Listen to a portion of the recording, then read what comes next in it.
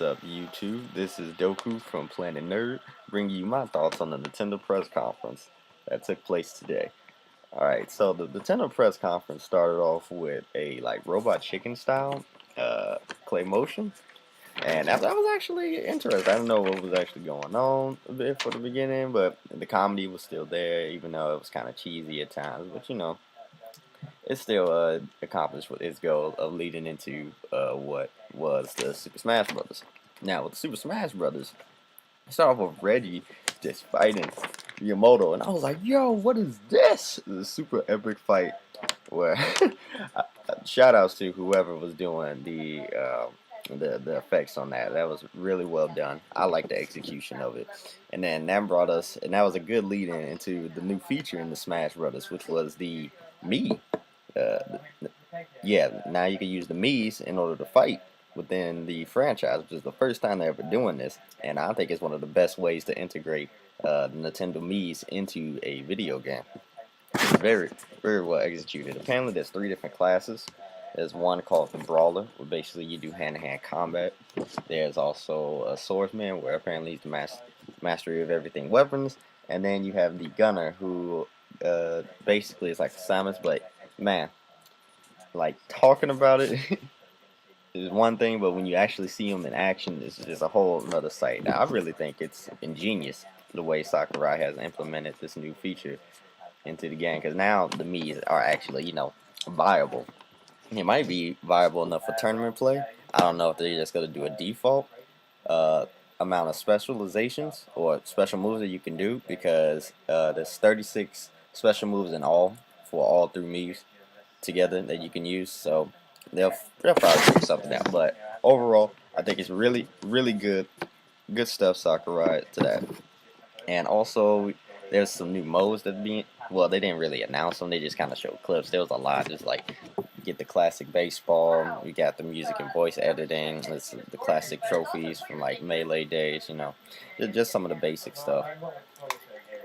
But if you want to know more about that, please check out one of the videos that's on YouTube, because it was just so much just visuals going through like that. But we did get a release date for the 3DS version, which is October 3rd, even though that's pretty delayed for a summer release. But you know what? If as long as you make the game as good as it's supposed to be, then okay, all right. At least it ain't late October, because then people will even be more pissed.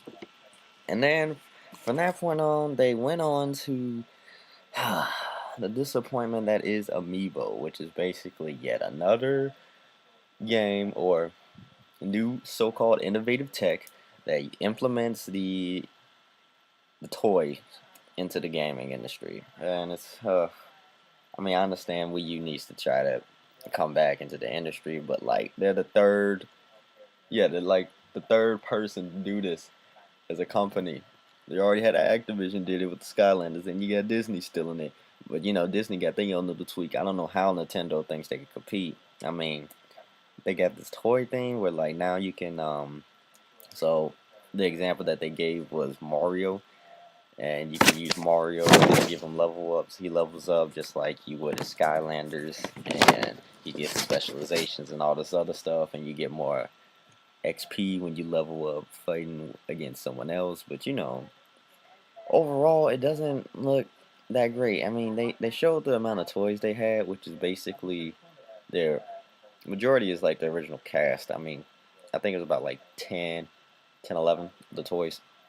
But overall, it was a very big disappointment. I mean, personally, I thought it was a big disappointment. I mean, there was nothing really innovative about it. I mean, you already have the characters in the game. Like, it was perfectly fine with just the Mii integration into it. There was no need for Nintendo to use this amiibo. I hope they didn't put too much funds into that, but at least they give them more support. What is supposed to be supporting it with the future games, which I'll be talking about right now. So after the amiibo announcement, they went into talking about the new Yoshi game, which was like this developer videography about it, which is basically them. They were at a yarn place and they were trying to figure out how they wanted the game to look. So now the new Yoshi game looks like yarn, and it actually looks really good, really good. And apparently, their focus is on exploration, so they actually took time limits out of the gameplay. So now you could just explore all the areas you want in the game, which I think is kind of cool. And they're also integrating co-op into it. And the way they're doing co-op is that they're actually, so it's two-player co-op, and one player can actually swallow the other player, turn them into like a ball of yarn, and then the main player can toss them across the map in order to finish opponents, which that's kind of cool. And very interested to see what else they do with that. And they also got a release date. Well, first, the game's called Yoshi's Woolly World, and it's supposed to get a 2015 release. And then right after that, they went into the new Toad game, which is also like an exploration game. I'm trying to think of exactly what to compare it to, but it looks really good. It looks interesting. They showed like multiple levels, uh, each with different variables in terms of exploring it, and overall, it looked good as the Yoshi game did. And that was called Captain Toad, and that's supposed to be coming out later this year. So hopefully we get more info of that like later on today or within the week.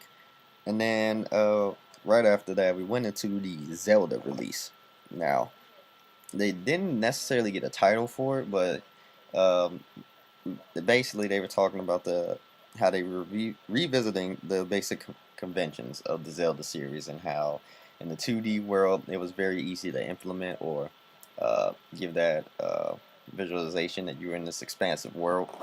But now that with the newer technologies, it wasn't as easy to do it, and they had to put these invisible boundaries that would prevent the player from exploring however they wanted to explore area. So now they gave us a brief little uh, demo of it, and the world is vast. Like basically, as far as you can see is where you could travel. And it looks really good.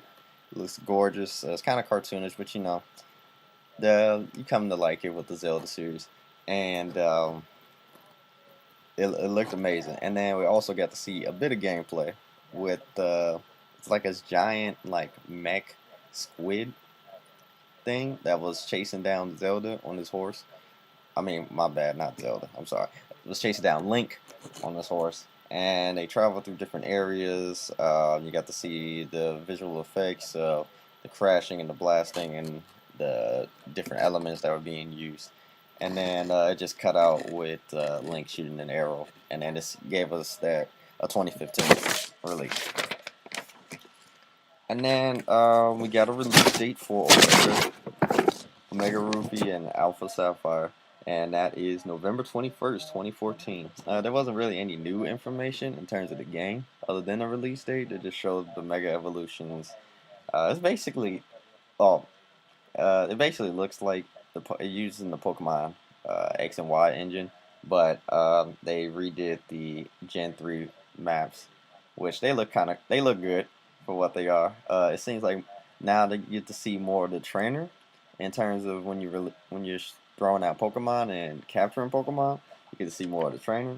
No real customizations yet from what was revealed, but overall, it looks like it's gonna be a solid Pokemon game as usual. Then we got the Bayonetta 2 gameplay, which that was, I mean, I played the first one. I mean, it looked good, you know, but what I really like is that Platinum Games is actually giving you 1 and 2. So if you're a Wii U fan and you never played Bayonetta, you get both games when you pay for the second one. So that's good on Platinum Games part.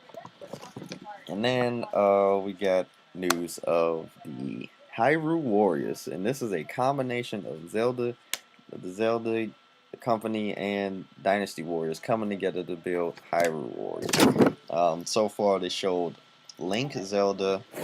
There was another character I didn't get the name of. I'm sorry about that. And then Midma from Twilight Princess. So from what they were showing, it's basically kind of a hack and slash, but like, you know, with the characters doing some special stuff. It looks a bit different, but overall it looks just like a Dynasty Warriors game, in my opinion. You guys can check it out yourselves to see more about that or how you would feel about it. Oh, there's also a two-player mode. and it's not split screen. The way they're doing the two-player mode is one is actually on the pad, and then the other one because you use the screen, so you guys can fight together without breaking up the screen time and focusing straight up on the gameplay and having fun. So that was cool. We got news of a new Kirby game, but it's being released in 2015. Apparently, Kirby now has more transformations in this game. There's a rocket transformation, a submarine transformation, and a tank transformation. So it looked interesting. And that's 2015. And then we got a new trailer for the Xenoblade Chronicles X, and it actually looked really good. It looked like a very intense atmosphere, uh, creepy and deep storyline. I don't really follow the game like that, but from just watching the trailer, I was interested personally. So it looks like it's gonna be really good, and it's like this struggle and battle for survival against extinction and all these different tensions between characters. Yeah, it looks awesome. And fortunately, it's not coming out this year. It's gonna be coming out in 2015. Hopefully, we hear more about that later. Then we got the Mario Maker. It was okay, you know, but what made it stand out because they first had the classic Mario Maker, which was basically for Super Mario Bros. Classic Mario Brothers. But then it also goes for Mario Brothers Wii U edition, so that's cool. So now you can make different Mario courses for the Wii U edition in a more updated version of the game. So that's cool. Hopefully they do kind of the Little Big Planet way where you can upload the maps and you can share it in a very easy and conventional way. But from what they showed, it looks good. So hopefully we get more news about that later on today or in the week. Then we got this new game that came out of nowhere. This game called Splatoon, which is supposed to be this eight player 4v4 online multiplayer where basically you have paint guns and you all just it's like territory control. So basically you shoot when you start the game up. You want to shoot as much of the area as you can as a team, and you use this territory paint in order to move through the map more quickly, and also you can slow down the opponent because if they're touching your paint, they move drastically slower at least like 10% of the normal speed. Very interesting how they were using it, and each character or each player can go from squid form to human form. Human form allows you to shoot the paint, and squid form allows you to move fluidly through the map as long as you control that paint area. And so you can also be a camper, um, as in sitting there in your squid form in the pool of paint, and if somebody runs by, you just pop up, blast them, and then you dip out. So it's very interesting the different mechanics you can use and the different play styles you can have with this new game Splatoon. So I think it looks really fun actually, and I'm surprised at how fun it looks. Because at first I was like, yeah, it looks like some basic bland shooter. But after seeing the gameplay and then seeing how the different aspects of the game work, it looks really fun. Uh, I personally would check it out. Hopefully they get a demo out later in the week so that people can actually see it, or you can see some YouTube videos of it, something like that. But I think everybody should keep their eyes out on Splatoon. It looks really fun. What else that they say about Splatoon? Oh, they have an overhead map now. I mean, they have an overhead map which you use the gamepad for. And what makes the overhead map interesting this time around is that you can see how the paint is being distributed on the map. So you can see how the opponent has the paint spread out and how you have the paint spread out.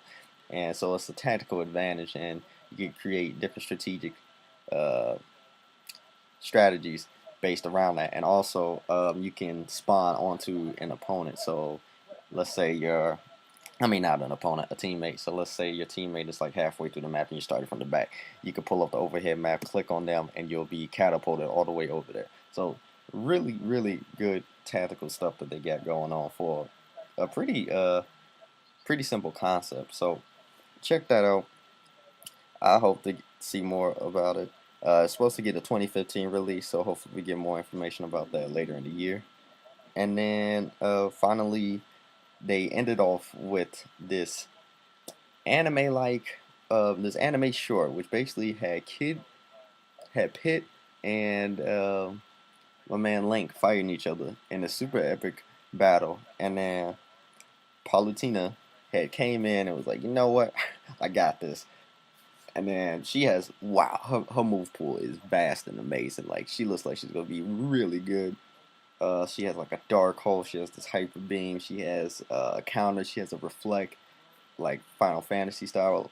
Um, she's got a lightweight where she can get a speed boost, keep up with Sonic. Like, her move pool looks really, really good.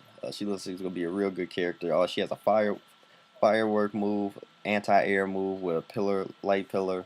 Um, Overall, I hope to see more of gameplay of her. I don't think we're gonna see her at the Invitational due to the fact that she just got announced. But hopefully somewhere we can see more gameplay of her. She looks like a really good character. Glad to see more female characters in the cast. And yeah, that was basically the Nintendo press conference. That it was the shortest one of all the press conferences. But overall, I think Nintendo did a very good job with their presentation. They showed new content. Unfortunately, I didn't like the amiibo thing, and the only game really being announced was probably about two of them being announced this year. But they built up hype. Hopefully, we can get more information and they can solidify themselves with maybe some new hidden gems that we don't know about just yet. Because E3 week is still young, but overall they did a pretty solid job. They weren't as bad as Sony, but they weren't really that strong. But overall, they did really well. Hope to find out more about the Nintendo lineup later on today with the Treehouse. So yeah, please leave your comments, your replies, and what did you like from the Nintendo press conference today? This is Doku signing out.